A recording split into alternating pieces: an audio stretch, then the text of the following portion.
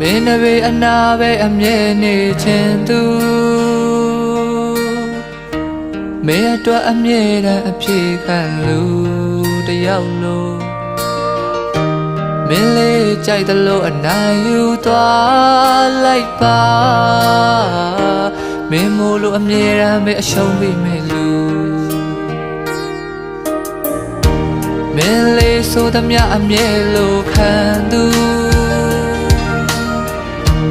ပေးဆက်ခြင်းလို့အချစ်ကိုခံယူထားလို့ကိုယ့်ရဲ့အချစ်ဟာအရာရာတိုင်းနဲ့နိုင်ရှင်ရဲ့အလုံးအသေးမွားပဲရှိတော့တလို့တစ်ချိန်ချိန်မှ